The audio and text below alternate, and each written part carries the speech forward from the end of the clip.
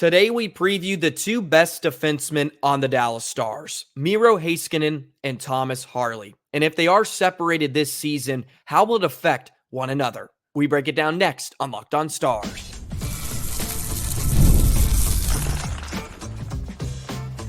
You're Locked On Stars, your daily podcast on the Dallas Stars, part of the Locked On Podcast Network, your team every day.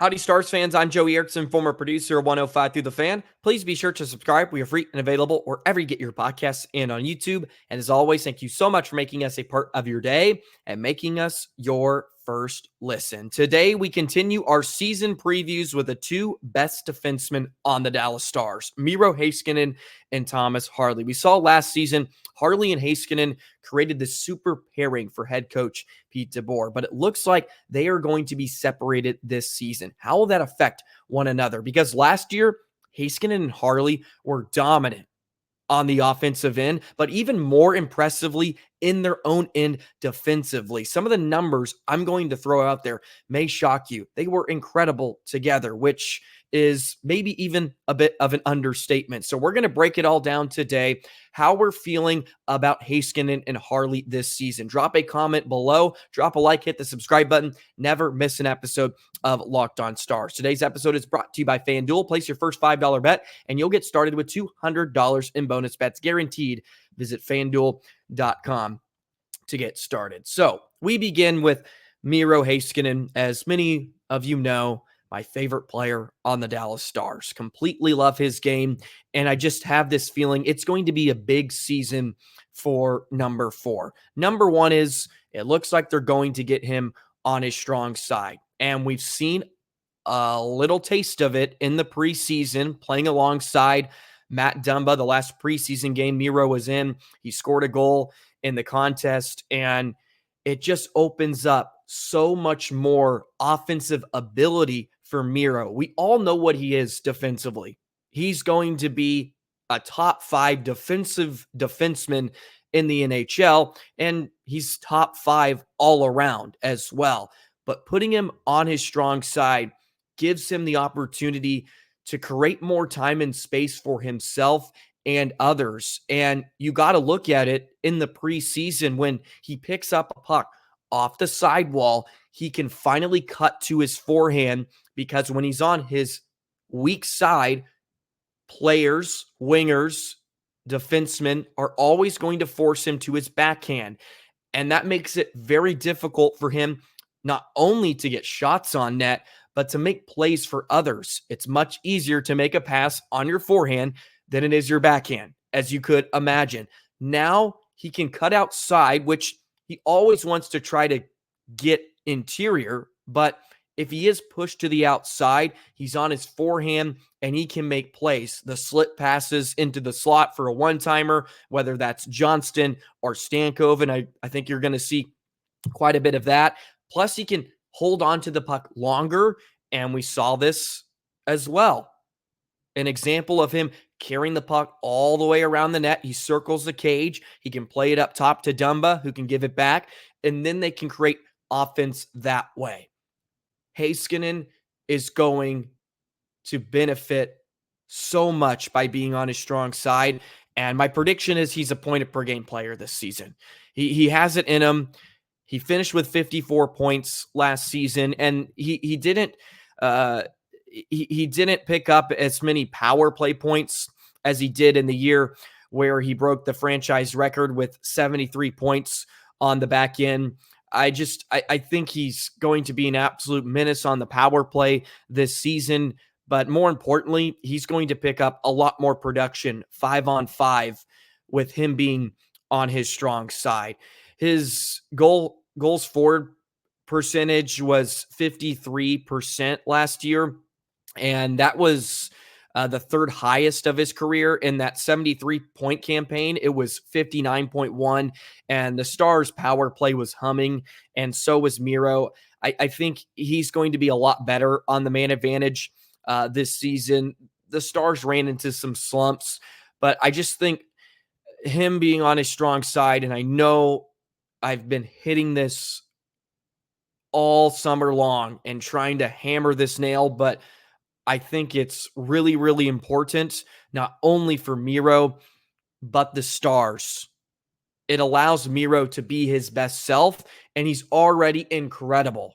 We understand that, but it gives him that extra bit of time and space to do what he does best. And that really is make defenders miss, find shooting lanes. He was a bit of a shin pad assassin last year, albeit hit a lot of bodies with some of his point shots, but he created a ton of rebounds. I believe he was top 5 in the league with rebound created chances because he does get his shot through pretty often. But if you look at his numbers without Harley, and I want to get into this a bit more when we talk about Harley specifically, but Miro's numbers were, of course, decent without Harley, and he played the majority of the season with Suter before Harley and Heiskanen were united together. But Miro without Harley, his Corsi for percentage was 54%. That jumped up 6 points when he was with Harley. But what was really, really alarming to me was his expected goals for actually went down with Harley, but his expected goals against went down drastically as well. And you could say the same for Harley. Yes, they were very good offensively, but the defensive numbers are insane. Under 20 when it comes to expected goals against. They were a true shutdown pairing, what you would expect from a top pair, but they were way better defensively than they necessarily were offensively. And I think that's saying something, especially with the breakout year Harley had. Miro and Harley were very, very good in their own end. And that's because they're quick, they're mobile. And when one made a mistake, the other could slide over and help out. The support between those two was incredible. And you know the way the Stars like to defend zone entries. They were one of the best at it last season, especially off the rush. Harley or Heiskanen, wherever the winger is coming down on that strong side, can usher him to the wall, and it takes him out of the play. The winger, who usually is streaking towards the net, right, going right down the middle of the rink, they try to force that pass. Harley follows him over. They can neutralize that, take the puck away, and then whoever the third forward is needs to be picked up by someone back checking, right? And you see that with Sam Steele, Rope Hintz, right? Robertson, you see him that a position a lot. He has to pick up the trailing forward, and the Stars can completely kill the attack right at their own blue line, and then they can get possession. Boom, the first pass, and they're out. But my prediction is Miro is a point per game. I think he cracks 82 points this season. Somehow he has to finish in the top 5 in Norris Trophy voting. It's a complete travesty. He hasn't been in that conversation already, but he needs to produce. You just have to produce in order to get to that point. And Miro played in 71 games last year, was out for about a month with an injury. His points per 60, though, were 1.19, which was actually the best of his career. And he still outscored Harley, who, of course, did not get as much power play time. Miro was playing considerably more on the man advantage, and at points, he stayed out for both units. When Harley was struggling, or Lundqvist was as well at points last season, DeBoer and assistant coach Nazarjean would just leave Heiskanen out there with both units. Of course, Miro is probably going to come back down to around 24 minutes per game. He played just over 24 and a half.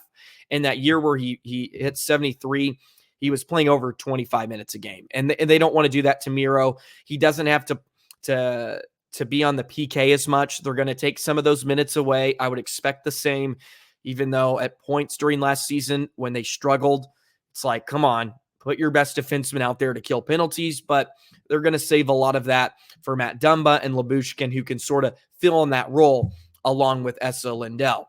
So I think they would like to get him around 24 minutes per game, but it's really hard because he's so good.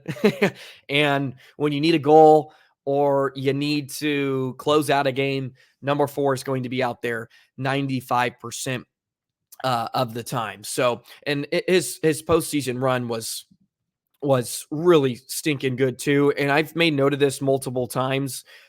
during the last postseason run. Miro in the postseason is a different breed sometimes. You look at his numbers offensively, he has 61 points in 85 games and 16 goals. He scored 6 goals last season during the Stanley Cup playoffs. And I think he had 6 all of last year in the regular season. He had 9. He kind of quietly went about his business. Man, I can't believe he hasn't hit 15 goals at least. I think you could even make an argument he should have 20 at some point in his career, but he is much more of a facilitator than he is a sharpshooter, even though I think he needs to be a bit more selfish sometimes. Razor mentions that a lot during the year. He thinks Miro could be a bit more selfish and take it on himself, but it's just really not innate for him. It's not his style, which is okay. You need a little bit of everybody. Thomas Harley, on the other hand, who we'll get to in just a moment, he's someone that is a bit more selfish, and it benefits him, right, with his offensive ability. And Daryl's also mentioned that when he was young and Thomas had the puck on his stick, his dad said, "You go score. Like, you're on offense now." But he's turned out to be a pretty damn good defenseman as well. So let's get to Thomas Harley. I want to reiterate some of the numbers a bit more with Harley without Miro and Miro with Harley together last season. And how is this going to affect Harley, who will probably play with Ilya Lyubushkin this season? Is that a pairing that Harley can thrive in? We'll talk about that in just a moment.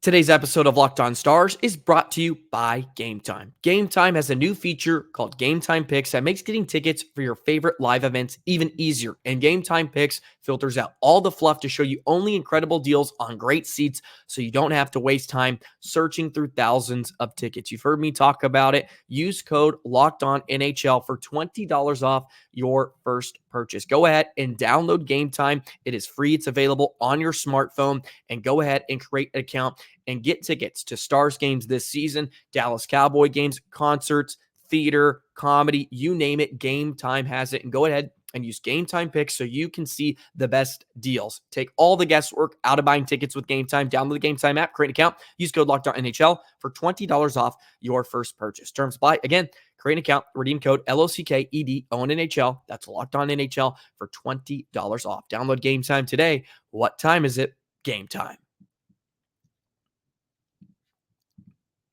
Thomas Harley is trying to build off what was an incredible year last season and really was his first full year in the National Hockey League. Played 79 games, 47 points, and he had a knack for finding the back of the net. 15 goals last season. He led all defensemen with the Stars, and he scored some big goals too. They weren't just padding his stats, so to speak. He had a couple of overtime winners in there. He had he scored some biggies at points during last season. And I said the year, I think he's a 50-plus point guy. I mean, he got to 47. He played 21 minutes a night. That will probably get bumped up. You're probably going to see him live in 23 to 24 minutes. His average time on ice, because they want to give him probably a bigger load. That way they can take some of the load off of Miro. There's going to be a bit of a dance there. But I am curious to see how Harley is going to play alongside Ilya Lyubushkin. That seems to be the guy that the Stars want to pair him with. And it feels like an upgrade from Hakanpää, who he played with for a large chunk of time last season.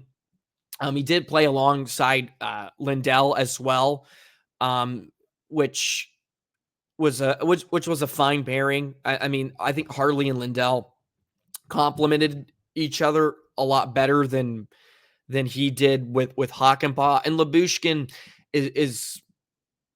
has I would say the Hakanpää mindset where he's physical, but he can move, right? He's not necessarily a cone out there. Like he's mobile, and he can be physical, which I think will also complement Harley's game because Lyubushkin, yes, he has a big shot, but he's defensive minded. He is a stay-at-home defenseman, which allows Harley to be who he is, and that's jump up on the rush and create offense for himself and others. Taking a look at the numbers again, when you compare Harley and Heiskanen, and by the way, this is at 5-on-5. This is via Natural Stat Trick. I really encourage you to go take a look at this stuff. It's awesome that this is out, and you can get a feel for how players play with one another. It's actually kind of fun. You can go and compare different players against each other, different teams. I really like to do it with stars pairing, stars lines, and you can see how guys seem to play with each other. And this is how I found out Lyubushkin is really good with Morgan Riley last season, right? So maybe there's some of that with Harley, who is a kind of a similar style to Morgan Riley in some ways. I know different players, but they do have a similar mindset in a lot of the ways they play the game. So Harley without Miro, his Corsi for percentage 52.14. It jumped up 8 points when he was with Miro. And this is the drastic number again. The goals for percentage 56 went up to 62 with Miro. But you look at the expected goals against, and Harley was not playing with a true shutdown defenseman like Tanev, right? He played a lot of the chunk of the season with Lindell and Hakanpää. Lindell was fantastic, by the way. He had a big season, but a lot of this may be skewed because he played a lot of minutes with Hakanpää. His expected goals against 33.48. It went down to 19.66 with Miro. 19.66. And I said earlier too, the expected goals for went down when Miro and Harley were together. And I think that does make some sense. It probably speaks to the fact that obviously Heiskanen is not afraid to jump up in the play as well. So Harley wasn't necessarily carrying that burden as much as he was when he was playing with a Hakanpää or Lindell, right? Miro would take his chances and they could kind of switch off. But without Miro, that allowed Harley to be a lot more offensive and kind of carry that load for his pairing. But the expected goals against, I mean, way, way down at 19.66, which was by far the best out of any pairing for Dallas that played any significant time at 5-on-5. So it does leave me concerned. How will this look with Lyubushkin? And we don't know, right? Lyubushkin playing with a good defenseman. I think Harley's going to be, I think he's sort of going to be the Devon Tays to Miro Heiskanen at some point. Not that they're going to play together, but like two quality defensemen, I think you can slot, like they're both in the top 25. I think that's where Harley's peak is going to be. He'll be considered one of the top 25 defensemen in the NHL. So those two together, if you separate them, you can spread the wealth around, and Lyubushkin can possibly fit in really nicely along with Harley. This may be the shutdown pairing for Dallas in a lot of ways. Miro and Dumba are going to be fine, but this feels like this will be the Lindell Tanev or Lindell Hakanpää, right, of previous years. Like this could be your really, really shut down group in your own end. And maybe Dumba and Miro is going to be that as well. Maybe there's two that you feel really strongly about. I am curious how the physicality complements Harley and Miro along with Dumba. I have to see it still. It looks good in the preseason, albeit, but when, the irons are in the fire, right? When meaningful games come around, you're playing a full quality NHL roster. What is it going to look like? I know many still share concerns about this decor, and believe me, I do. I feel better about it than I did on July 1st. I'm talking myself into it in a lot of ways, just because I think the high-end talent on the back end with Harley and Heiskanen is just so good. It may not matter in a lot of ways. Postseason, that's another question. I hope we're not sitting here in April thinking like, well, yeah, this could be the the death of the Stars once again is this back end. Do they have a full back end that they can trust and they can survive a long, grueling postseason run? That has sort of been the Achilles heel of Dallas the last few seasons, is the back end, and you have to feel better about where they're starting this year. You have to feel better with the additions of Dumba and Lyubushkin. But I think Harley's going to have another really good year. You're going to see his time on ice go up. He'll probably get some more power play time, and he looked really good at points on the man advantage last season. I think Dallas is going to have a great 1-2 punch on their two units with Miro and Harley. They shouldn't struggle too much. I mean, they've been top 10 in the power play the last few seasons under DeBoer. They're usually rolling, and they have a full arsenal of weapons to trot out there. Harley and Heiskanen just need to facilitate. They're almost moderating the whole thing, supervising, get the puck in the hands of your finishers, and they can do the rest. So I don't feel look, I'll say this. Harley and Heiskanen, we know what we're going to get out of them. How can the staff, the coaching staff, this is the question, how can they make the environment around them better than it has been, right? That's the challenge. Because when Tanev came in, it was great, but it wasn't perfect at the end of the day. They had 5 defensemen that they were playing for the first 2 rounds of the postseason. You need 6. Even if the 6th defenseman is Nils Lundqvist, he's got to play at least 14 minutes a night. I mean, you can play Miro 30 in the postseason. Look, I understand that, but you need a full complement of D. Is this environment better now than it was at the end of last year? Yes, considering you have 6 defensemen you trust. But that still, the caveat there is, how much is Niels going to play? I don't know. This is the make or break year for Nils Lundqvist. And we could go another hour on the whole Niels conversation, but I feel like I've said my piece on Niels the last year. So I'm going to wait till 2 months in and we can discuss number 5 again, if he's being healthy scratched every day, like we saw the last few seasons. But we know what they're going to get. How is this environment going to complement them? And with Miro on his strong side, it looks like it could be huge. Harley, you get him a serviceable partner. He's going to do his thing, and you feel pretty good. Lindell and Lundqvist, I think that's going to be the intriguing one. How are we going to feel about that? Because we saw Lindell in Hockey-Ball last year, and it was brutal at points. It was real brutal just because it's 2 defensemen that couldn't move very well. And that's a bit harsh on Lindell. He's still pretty mobile, but it wasn't the best pairing, especially when you brought in Tanev. It's like, okay, break those 2 up. Or we saw Suter and Hakanpää points. There were some curious decisions. Anyways, I digress on that. We have to move on.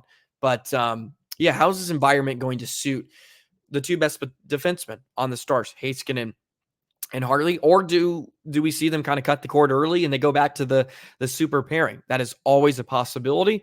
But as I've said before, you rock with Miro, with Dumba, or Lyubushkin, whoever it's going to be for the first month. If you don't like it, if we sit here, we reevaluate and say, you know what? It's the grass isn't always greener over here.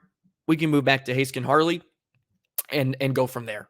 And we'll see how that plays out. Okay. Some more updates from practice of the Dallas Stars today. Want to get into those with Jason Robertson, of course. We're keeping an eye on him, Wyatt Johnston, Maverick Bork, and some others. So we'll do that in just a moment. Today's episode of Locked On Stars is brought to you by FanDuel. Hey, NFL fans, you can start the season with a big return on FanDuel, America's #1 sportsbook. So when you get that hunch in the middle of the game, you can check out the latest stats, view live play-by-play, and so much more on the same page where you place your bets. You'll get started with $200 in bonus bets guaranteed when you place your first $5 bet. Sundays are for the NFL. Enjoy all the action on a Sunday on your couch and as FanDuel will help you out with. Get in on the action. You got a feeling about the Cowboys in the middle of the game at halftime. Maybe they're trailing. You get some good odds. Go ahead, put some money, sprinkle some cash on the Cowboys. And as I just alluded to, $200 in bonus bets when you place your first $5 bet. So get in on the action. It's FanDuel. Go to FanDuel.com. FanDuel, America's #1 sportsbook. Alrighty, these updates come to you courtesy of Sam Nessler, a wonderful friend of the show. By the way, I'm supposed to get with Sam here rather shortly here in the near future. Of course, he is now a part of DLLS Sports, of course, the all-new Dallas Stars channel, and they're doing an everyday podcast. Great people over there, of course. Craig Ludwig, Owen Newkirk, Sean Shapiro, and Sam is a part of that group. And I'm supposed to get with Sam here in the near future, I believe, and we're gonna crank out an episode as well. And love chatting to him. He has great stuff and a fantastic writer, so please go follow him. Anyways, he had some updates. Jake Ottinger, he will get his first full game of the preseason. That's the plan tomorrow in St. Louis. Casey DeSmith will back up. Wyatt Johnston is dealing with something minor. It's more of a maintenance. He is supposed to skate tomorrow. Robertson was not out, and I believe Marchment was not skating as well. So a few minor injuries here and there, if you can even call them injuries. They're just being cautious, and it looks like the plan is for all of them to be healthy on opening night, which is just 8 days away. The Stars taking on the Nashville Predators on the road. They get to meet the new look Predators with Scott Wedgwood, the backup goaltender. Of course, that was with the Stars the past few seasons, but all in all, not too much to be concerned about. We'll continue to keep an eye out on some of the minor injuries, but it looks like Stars just want to play cautious with them. But the final preseason game tomorrow against St. Louis, so that will be a good test, and it may end up ultimately deciding who's that 13th forward. Hiru back, Blumel, Cole Lind as well. 4 guys to keep your eye on, trying to push to make the opening night roster. Bischel again, probably playing against a heavy NHL lineup. How does he look? Can he actually start for the Stars on opening night? Who knows? I don't know if the cap situation's going to allow that, but he's looked pretty good. The foundation is good. He's only 20 years old, though. He may start in the AHL, and that is perfectly fine.